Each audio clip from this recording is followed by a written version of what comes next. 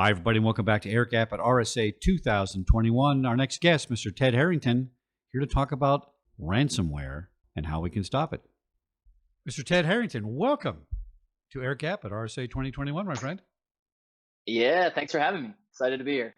Now, our topic today is ransomware can be stopped. We're going to talk about that. But first, I want to go through your street creds. You're a best-selling author on Amazon.com, a book called Hackable. Tell us all about that. Yeah, the book's called Hackable, and I wrote it because I saw that it seems like everybody who's trying to build software systems kind of has the same security challenges. And I also noticed that the sort of conventional solutions to those problems that everybody has really are not correct. The prevailing ones, the ones that sort of everybody holds and assumes to be true, they don't really work. And so I felt like I needed to write a book that outlined the more appropriate ways to solve those challenges. And so it's filled with stories from ethical hacking about how companies got it right or companies didn't get it right, and ultimately it teaches people how to build better, more secure systems. Give me your view on give me your view on the Colonial Pipeline attacks. I saw this coming a long time ago. I'm an old cop. I think about bad guys all the time. I worry about the grid being shut off. This is not too far from that, is it? No, it's not. There's so many elements to the Colonial Pipeline story that I think are really fascinating. But certainly the big eye opener for everybody who has been preparing for an attack that's intended to shut down critical infrastructure is to realize, hey, critical infrastructure just got shut down without that actually being the goal. And that is really fascinating because we have to think about constantly. We have to be thinking about what motivates the attacker. Why do they do what they're going to do? And all of the simulations that everybody's been running for years in anticipation of something like this has always been assuming it was going to be a nation state trying to take our critical infrastructure offline and not a criminal organization trying to generate profit. And that's really fascinating. And it really puts a highlight on the fact that we have to think like an attacker if we are ever going to hope to defend against them. It's funny you should say that. Being an old police officer, working the streets for 15 years, I started laughing when I started hearing people say, "Oh, the terrorist, like there's some sort of Bond villain and unreachable." They're criminals. They're crooks. They're really bad guys. Nation states are criminals, Right. And to your point, we got to start treating them like criminals and thinking like criminals and thinking how they're going to act. Now, the Colonial attack, I think you made an excellent point that I don't hear too often. It was an infrastructure attack, unintended, and the result was supply chain disruption. And if it was a little bigger, longer, stronger, who knows what else would have tumbled in that process. So, speaking of that, are you seeing variants of these things either before this attack or after this attack? Is this the new flavor of the day? I kind of think it is, and I don't care what this baloney these guys say. Oh, we only attack rich people. We only attack people with money. We don't want the little guy to get hurt. Listen, you shut down the East Coast airlines, the little guy's going to get hurt. So there's still a bunch of crooks, and it's a bunch of baloney as far as I'm concerned. Yeah. Yeah, I mean, the collateral damage that results from an attack like this is it's even difficult to anticipate what's going to happen, right? I mean, you think about the question you asked about, is there variants of this? What's happening before, during, or after these types of things? And if we think about it in its simplest form, this idea has actually been around for a while. And I admire the innovation that is ransomware, right? The idea where someone's like, ransom exists and malware exists. What if we combine them? Like that's the definition of innovation, is creating a new attack technique. But the fundamental premise that's been around for a really long time. I mean, we did a piece of research maybe like 5 years ago looking at hospitals, where we were looking at how could someone hurt or kill patients via a cyber attack. And I mean, hospitals are getting shut down by ransomware every single day, and it's the same playbook that you saw with the Colonial attack, right? Which is, let's attack the operation, and in response to the operational downtime, that will force the hand of the victim to pay a ransom. And it's not about hurting a patient, just like Colonial wasn't about actually shutting down the pipeline. But you had to threaten those things in order to force action. And that model, that playbook, that is going to be played out for a really long time until ultimately we can have better approaches to how we defend against these things. And the defenses exist, but whether or not companies are effectively implementing them is really the question. Let's talk about zero trust. People have a different definition of this.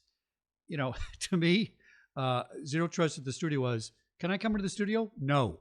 Nobody can come into the studio unless you have an ID. That's how we started it, right?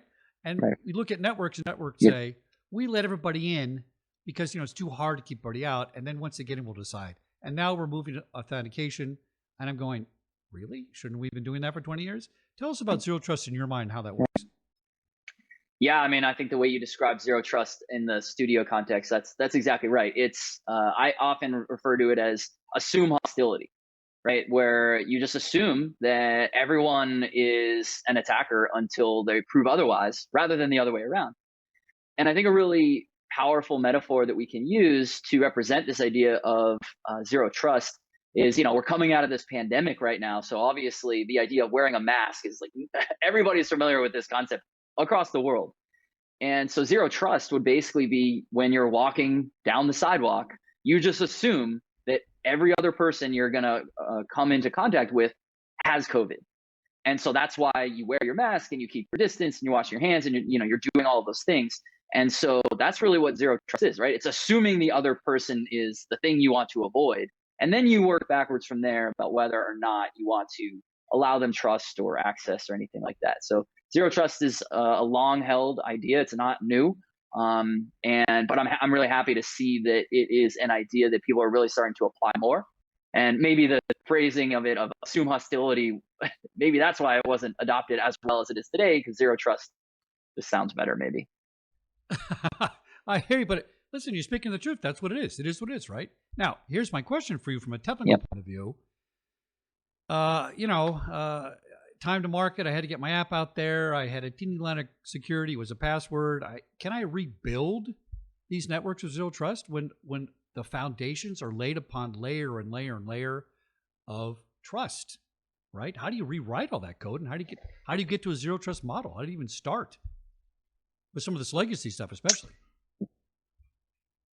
Yeah, well, I mean, here's the truth about security: is now is the second best time to think about security.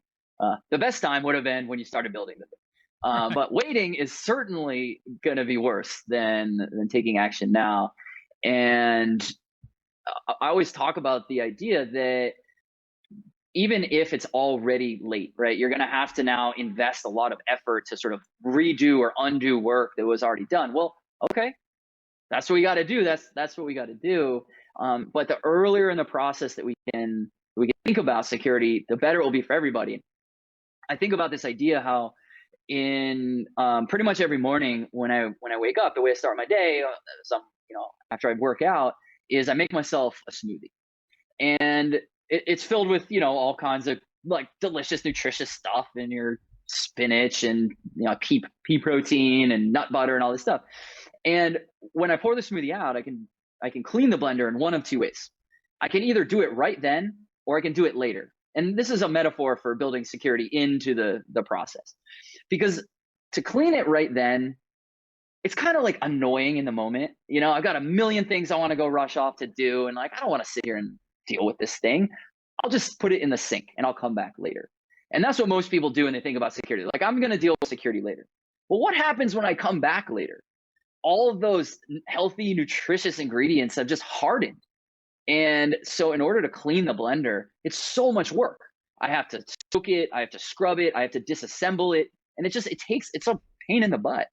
But if in the moment, when I just poured out the smoothie, if I just put a little bit of soap in it, a little more water, and then ran it again for like 10 seconds, the thing is literally designed to clean itself. So that's really the decision that we all have to make when it comes to security, right? Is, are we going to do that little bitty effort right now, that small thing? But it is distracting us from, other things we have to focus on, but it's small. And if we do it now, that's going to make our lives so much easier. Do we want that? Or do we want to go rush off to do the million other things and, I got all these deadline pressures or whatever, but know that later it is going to be a nightmare to deal with it. And I'm a pragmatist, and I think that most people who build things are also pragmatists and would say, Well, I think I'd rather do the small thing now that makes my life so much better in the long run. So I used to wonder about this, this lack of motivation in this area. I used to think it was driven by finances. I used to think there wasn't enough money. Maybe in the early days, if you were a giant network, you had the money to pay for security. I don't think that's what it is. I don't think it's money. I used to think that it was knowledge. So right now I'm 60, right? And people my age are C-level guys and they're decision makers, but most of my friends didn't have a computer in 1984 like I did, okay? So they don't get it, the decision makers, right? The C-level CISO guys do, but the CFO might not, right? Where's the resistance here? Where are we not getting it? What is holding back us diving full into this and saying, listen, ransomware is the dictionary definition of terror. I mean, it's the worst possible thing we could have in cybersecurity. And why aren't we just jumping in full steam and saying we got to rebuild things and we got to do it? There's still a little reluctancy. Is it knowledge? People don't understand it. What's driving this? I think it's the frame around which we think about security. So the way that most leaders think about security today is they think about it as a technical issue. It's a technical problem that is solved technically. But in reality, security is a leadership problem. And we need to solve leadership problems through applying different leadership principles and priorities. And the reason that mindset shift is so important is think about what matters to the executives. And I'm talking all the way to the CEO, right? The CEO is responsible for every major, each of the primary disciplines in the business. So the CEO is responsible for sales, marketing, finance, human resources, information technology. They're responsible for all of it. And security is one of those things that they're responsible for too. Now, the CEO doesn't need to be an expert in all of those things. And in fact, a CEO can only really be an expert in like one or two of them, whatever, their career path was that took them up through the ranks. Maybe their career was sales and that's ultimately how they became the CEO. Of course, they're not going to be the expert on information technology. But what they do need to do is they need to realize that ultimately the leadership is what determines the priorities. The leadership determines what we're going to measure. And until the leadership realizes that security is not a technical thing, it's a leadership thing, they won't know how to measure it. And that is evidence. It bears out, every day when you see companies think about IT and think about security as like, those are computers, right? Okay, well, I don't have to worry about, I'm going to delegate that. And delegating is not a bad thing, but knowing how to understand how this fits in and how the market and how your customers, they all demand and expect security. That's where we have to realize that it's a leadership problem and we have to solve it like a leadership problem. You are 100% correct about that, my friend. And I love hearing this from young people that get it, because that's really where we need to be. One of the number one failures of business, if it wasn't the number one failure for a long time, was failure to act, right? The top guy didn't make a decision to tell you to go do something, and the companies fail. And that's about leadership. I totally get you on that. Now, let's get down to your hacking expertise. Here's a $64,000 question. Okay. Is ransomware preventable? Preventable is not a good word. It's probably not preventable, but can we stop it once it starts to propagate? Can we stop ransomware if we're paying attention? Well, I believe there are indeed things that we can do to, at a minimum, reduce the likelihood of a successful ransomware attack. We can reduce the impact that results should a ransomware attack be successful. And then as far as so that's sort of the prevention, because there's three parts of security, right? There's prevent, there's detect, and there's respond. And so I just answered the can we prevent it? And I don't know if you can ever make anything, unhackable. I mean, that's why I titled my book Hackable, because I'm like, what's the opposite of unhackable? So that's where the title came from. I don't know if you can necessarily say that anything's fully preventable. So then your question was really about detection. Can we detect an attack that's underway? And if so, are there things that we can do to either minimize or mitigate or even potentially stop it in its tracks? And there are tons of companies trying to answer that question and solve that problem. And I'm very optimistic that in many cases, the answer to that will be yes. I probably am not optimistic that the answer to that will ever 100% be yes. But I think that the innovation that's happening, where the emphasis is being around really trying to solve this problem, I'm very optimistic, and I think that we'll continue to improve in this area. So if you're writing code from the hacker side of it to get into these systems and create the ransomware, how would you write code the opposite direction to protect against it? Give me some elements maybe that people aren't thinking about that allow them to be susceptible to this.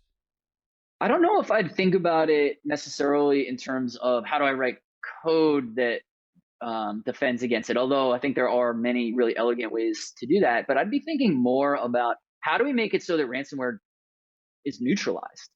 And that's, of course, offsite, offline backups, disaster recovery plans, all these kinds of things that make it so that if we can assume breach, like this is one of the things I talk about in my book, is we should assume breach.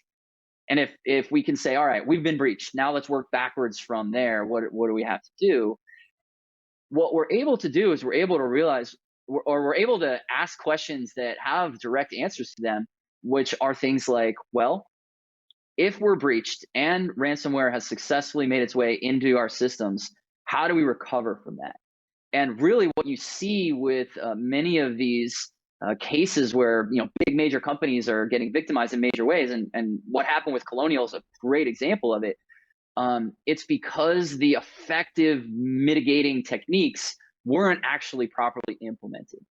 And what happened with Colonial was they were worried about the spread of this malware that might spread from the back-end systems into the operational systems that would effectively totally disrupt the pipeline itself. And so they intentionally shut it down themselves before that happened, which I actually think is a pretty smart move that they did that. And even though they're getting a lot of shade, that was a good, they like managed the problem in an intelligent way by doing that, even though it had really negative, headlines associated with it, with gas shortages and all that stuff. But really the problem was that there wasn't what they found out in that, at least based on, I don't have any inside knowledge about this that you wouldn't have by reading the newspaper, but everything that I've read shows that they really didn't have those two, essentially those systems operating in a divided and segmented way. And so those are the kinds of things we look at with ransomware, where we know, like, if the attack can be contained in a certain way and there's redundancies and there's separation and there's defense in depth, well, then we're in good shape. But the problem is most companies struggle to really implement those ideas. And I don't discount how hard that is. That's actually very hard, very expensive, in some cases, maybe even impractical. But that is how we want to think about it, is if we are to be breached, what would need to be different in order to make the breach not be a significant problem? Well, I hear you. I think they did make the right call on essentially doing a manual shutdown on that. Now, what if we could automate that manual shutdown process? Couldn't we just set up configurations that says, if A happens, my system's automatically going to close all these directories. It's going to shut down my email. The automation seems to be the key here, because what they did, well, some people might have criticized it. I agree. It was the right thing to do. And it really stopped the propagation. Yeah. So yes and no. Definitely yes, that I'm a big believer in wherever we can automate manual tasks, we should automate those tasks. And so you were introducing a great example where automation would be great, where we'd be able to say, hey, if this type of signature presents itself, we know that is consistent with this known type of attack. So let's make sure that it automatically shuts things down. We don't have to wait for a human being to connect the dots and process that. And so I think that's a very, very good thing. We absolutely should have that. And I think that's a great innovation that's happening. But what we want to be careful of is to not think that we can solve this problem entirely through automation, because it really, in some ways, is analogous to the principles of antivirus, right? I know they're very, very different things. I don't mean to say they're the same, but the principles in terms of you can build an automated thing to look for things that it knows exist. But the things it doesn't know that exist or aren't yet known to exist, those are issues that we can't ignore, right? We can't just say oh, well, we'll automate only covering these things. There really does need to be a human element that helps take care of that part of the problem too. So that's why I say yes and no, as I'm definitely not saying, well, because some things you are never going to be able to automate, that doesn't mean that we should only do things manually. I think we should absolutely be looking at every way that we can automate detection of these types of things in order to initiate responses that are going to minimize damage. But my point is just there's always going to be that element that we won't know about. And so we need to relentlessly be pursuing and advancing and progressing in order to deal with that part of the problem. Right. Talk to me about legacy systems and how could this be some of the root problem? I know behavior of people opening things is the bigger problem, but do legacy systems help or hurt us in this ransomware situation? Well, I think the way that you've asked the question, there's actually a couple of elements for us to think about. So it's almost less about whether it's a legacy system and more about the degree to which it's connected. Because ultimately connectivity is the path to something being attacked, right? And so legacy systems, yeah, one advantage certainly is the older things seem to be connected to less stuff. And so that's a positive because ultimately what that's doing is reducing the attack surface. There's a practical issue with legacy systems, which is that they're everywhere. The deployment is so massive that overhaul and updating of them is just something that from just purely an economic standpoint is going to take so long. And that what will wind up happening is as we phase out legacy systems and replace them with new things, the things that are today cutting edge, which will probably live forever too, those will eventually become whatever we call legacy systems in the future. They'll be the outdated old things that are still like keeping certain things alive. And unfortunately, that's part of the reality of the way that things work. But there are some advantages, and the point that I really wanted to pull out of your question was that connectivity is the thing that we in particular need to think about as we consider the likelihood and breadth of an attack being successful. All right, Ted, let me give you an old story. So back in the day at the studios, I had my first computer in 1984. I'm at the studios since 1996. We still had some dial-up modems here and there. And I went to this IT guy and I said, look, I got all these computers that keep getting stolen, and these laptops cost $5 or $6 grand, and people just leave them on their desk plugged in. Could I write some code, or could you write some code that says, when this wire gets unplugged, the network node goes off my network, and it's going to send me an alert that says, Ted's computer just got unplugged in room 26 in the third building. Go find out what happened. And the IT guy said, oh, yeah, that's a good idea. And then I said, by the way, why don't we turn all our computers off at night, all 5,000 of them, so they're not susceptible to attack because we're not using them at the studio between 5 at night and 6 in the morning. And the IT guy scratched her head and said, well, that's a good idea too. Of course, nobody did it. Right? So when we're guarding against ransomware, I used to keep my computers on 24 hours a day for years, and I started turning them off. I'm not using it. I turn it off. I'm cutting down on 50% of my attack vector by doing things like that. What's your thoughts on some of this simple configuration, manual configuration, really, that I think lowers our attack vectors? Yeah, I think that principle is a really interesting one and a good one, right? And it's not even just about should we turn the computers off at night or whatever, but it should be even a flag for us if we do notice some anomalous activity that's happening, middle of the night or on the weekends or something. And I think there's definitely an advantage there to be able to look at historic data patterns and say, hey, if things are normally like this, when it's not like that, that's potentially an issue that we should flag and quarantine the problem or reduce access to the problem. And we talked about Colonial here today, and they're definitely getting there. I've never heard of Colonial Pipeline, even though there's massive company. I've never heard of them until this thing. And so that kind of sucks for them that everyone knows them for this bad reason. But they basically did the idea of what is an extension of what you're talking about, right? An anomalous thing was happening, and they said, let's shut it all down and then figure it out.